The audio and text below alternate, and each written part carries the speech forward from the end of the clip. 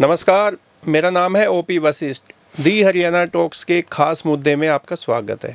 नमस्कार, मेरा नाम है सत सिंह। खास मुद्दे में आज हम बातचीत करेंगे एनसीईआरटी की क्लास 8 बुक में जो मराठा एम्पायर का चित्र दिया हुआ है, जिसके अंदर हरियाणा, राजस्थान, काफ़ी एरिया इसको मराठा रूल के अंडर दिखाया गया है। जिसके बाद रोहतक के कांग्रेस पार्टी के सांसद दीपेंद्र सिंह हुड्डा ने उस पर ऑब्जेक्शन रेज किया है और साथ में ऐड किया है कि भरतपुर का इलाका इंडिपेंडेंट महाराजा सूरजमल उस पर रूल करते थे, उसको भी आपने मराठा एम्पायर के अंडर दिखाया है। और रोहतक में जिस पे आप मराठा रूल दिखा रहे हैं, वहाँ पर तो असल में मराठाओं को शरण देने वाले ये हरियाणा ही था। रोहतक के हुड्डा खाप ने मराठों को शरण दी थी यहाँ पर। हालांकि इतिहास में मराठों ने पूरे देश में आधिपत्य दिखाया था और कई स्टेट में जाकर उन्होंने लड़ाइयाँ लड़ी और वहाँ पे अपना आधिपत्य जो स्थापित किया, लेकिन हरियाणा में कभी भी उन्होंने शासन नहीं किया। अस्थायी रूप से हरियाणा के कुछ इलाकों में उन्होंने कर वसूली का काम ज़रूर किया है। तो आज के ख़ास मुद्दे में हम एक इंटरेस्टिंग बात और एक नई बात, हालांकि हरियाणा में तो ये बात लगभग लोगों को पता है, लेकिन जो भी हमारे सब्सक्राइबर हैं, ख़ास करके जो नए सब्सक्राइबर हैं, यंग सब्सक्राइबर्स हैं, उनको बता दें कि जब तीसरा युद्ध हुआ पानीपत का, उसके बाद क्या हुआ था। और रोहतक के जिला सांगी में बाकायदा मराठा जो सेनापति है उसका एक डेडिकेटेड टेंपल भी है। पानीपत, हरियाणा के पानीपत में 3 लड़ाई लड़ी गई।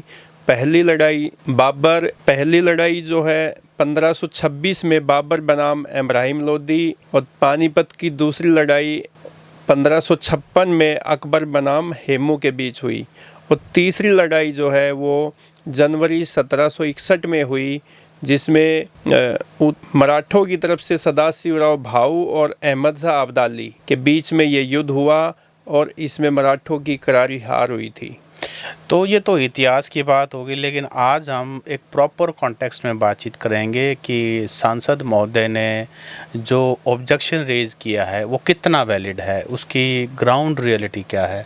तो पीजी जो दीपेंद्र सिंह हुड्डा ने ऑब्जेक्शन रेज किया है कि मराठों का जो साम्राज्य था वो टेक्स्ट बुक में ऐसा दिखाया हुआ जैसे मराठा रूल रहा हो यहाँ पर, लेकिन हकीकत ये है कि नहीं। सत सिंह जी, जो इन्होंने दिखाया है कि ये मराठों का रूल रहा, शासन यहाँ पे रहा, लेकिन जो जाट रियासत थी, भरतपुर रियासत जिसको बोलते थे, सूरजमल जो है, महाराजा सूरजमल, वो उनका इंडिपेंडेंट ये रियासत होती थी। और उन्होंने, महाराजा सूरजमल ने तो सदाशिवराव भाऊ जो है, इनकी मदद की थी पानीपत की तीसरी लड़ाई में। हालांकि कुछ रणनीति जो हुई, क्योंकि अहमद शाह अब्दाली और ये जो मराठा जो सदाशिवराव भाऊ है, ये 2 गुटों में लड़ाई हुई थी।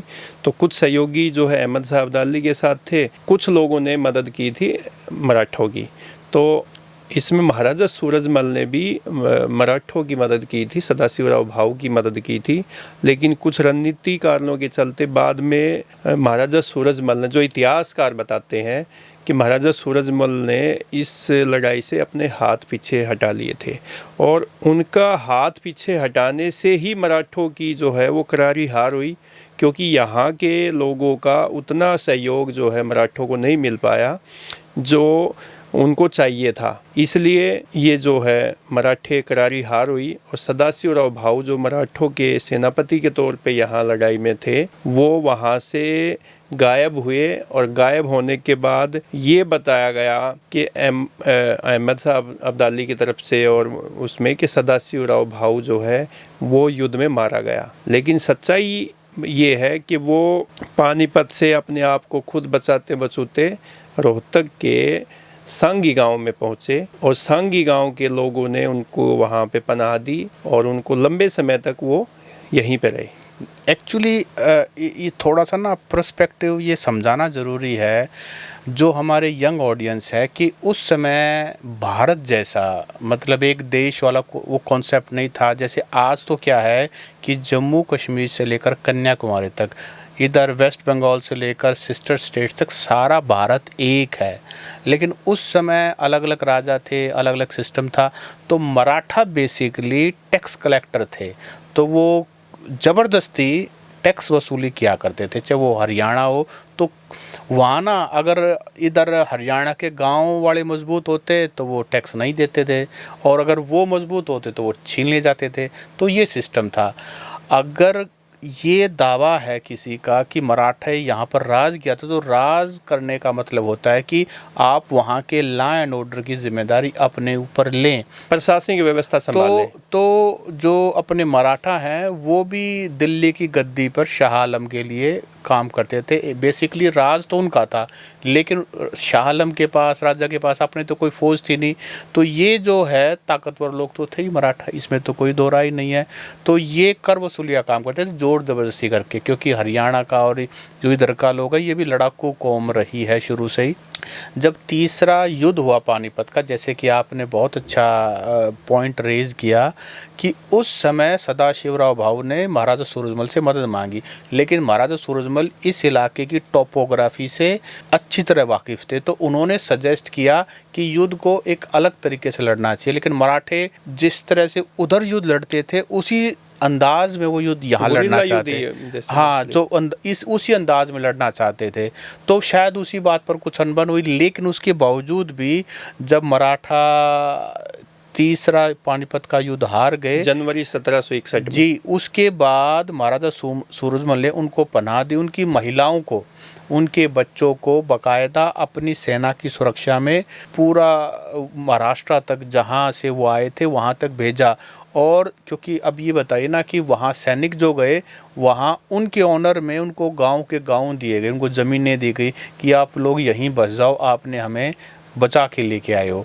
तो जो युद्ध है, जो असली बात है वो ये भी है। और जो सांगी वाली बात आपने बड़ा अच्छा रेज किया, तो देखो ये तो एक ऐसी चीज़ है कि कोई भी रोहतक ज़िले के सांगी गांव में जाकर डेरा देख सकता है, और वहाँ बाबा सदाशिवराव की जो है ना मूर्ति स्थापित है। ये गांव जो है सांगी गांव में लादी वाला एक व्यक्ति होते थे, और उन्होंने अपनी ज़मीन सदाशिवराव भाऊ को दी। और सदाशिवराव भाऊ जो है वो एक साधु संत के रूप में वहाँ पे रहने लगे, क्योंकि जंगल होता था, खेत होते थे, तो उनके लिए जैसे सुरक्षा का भी ध्यान रखा जाता था। तो फिर एक वहाँ पे डेरा बनाया गया, गांव के लोगों ने बनाया।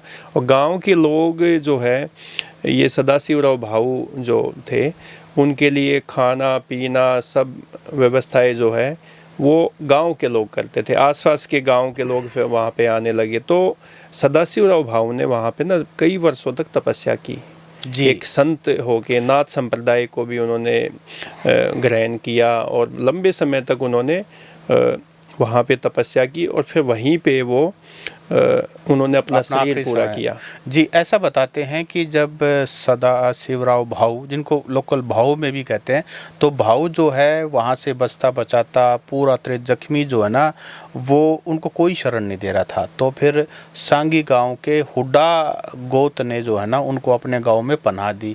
और जो ये लादी जो था, इनका कोई संतान नहीं थी, तो ये चाहते थे कि इनका नाम भी आगे बढ़े।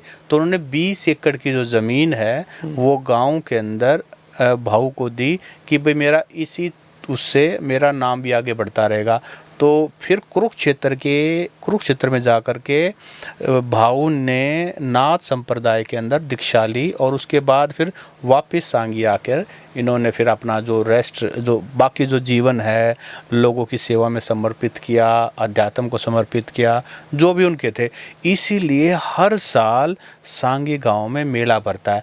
अगर कोई भी गांव वाला आसपास हुड्डा गोत्र में कोई नया ट्रैक्टर लेके आता है, ट्रेली लेके आता है, कोई नई भैंस लेके आता है, तो अपनी मान्यता अनुसार वो वहाँ पे धोख भी लगाते हैं। देखो, आसपास के गांव के लोगों ने उसे एक संत के तौर पे उनको मान्यता दी, और एक संत के तौर पे ही उनको मानते थे, क्योंकि तपस्वी थे और उन्होंने एक भगवा जो है बाणा जो है वो धारण कर लिया था। तो फिर वो आसपास के लोगों की ना उस डेरे के प्रति मान्यता होगी, और मान्यता होने से अब गांव में हम जब ये पानीपत मूवी आई 2019 में, तो भी हम दोनों ये गांव में गए थे, और वहाँ का जो ये लादी वाला जो डेरा है जहाँ पे सदाशिवराव भाऊ की जो समाधि बनी हुई है वहाँ पे गए। वहाँ का जो मौजूदा जो महंत है सुंदरनाथ, उनसे भी बातचीत की।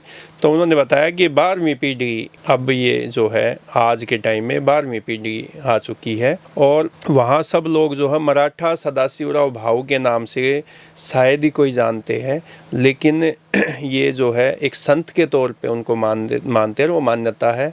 हालांकि उन्होंने ये भी बताया कि जब ये गांव में मेला भरता है सदाशिवराव भाऊ की समाधि पे लादी वाला जो डेरा है, वहाँ पे पूजा अर्चना के लिए महाराष्ट्र से मराठे जो है वो दर्शनों के लिए वहाँ पे आते हैं। हर साल काफ़ी लोग वहाँ से पूजा अर्चना करने के लिए आते हैं। जो कनेक्शन आपने बताया ना कि महाराष्ट्र से यहाँ आते हैं, ये तो एक है ही सुमित्रा पेडनेकर, जो बहुत ही पॉपुलर फिल्म एक्ट्रेस भूमि पेडनेकर की मदर हैं और हरियाणवी एक्ट्रेस भी रही हैं। तो उनसे भी हमारी इस बारे में बातचीत हुई, तो उन्होंने कहा कि यहाँ से जब राजा सूरजमल ने के सैनिक जो है ना अपनी सुरक्षा में जो महिलाएं, बच्चे या घायल सैनिक थे उनको यहाँ वापस लेके आए, तो यहाँ पे मराठों ने उनको अपनी ज़मीन दी और शादी भी उन्होंने वहीं लोकल, क्योंकि जब वो आ ही गए हैं तो उनको सब कुछ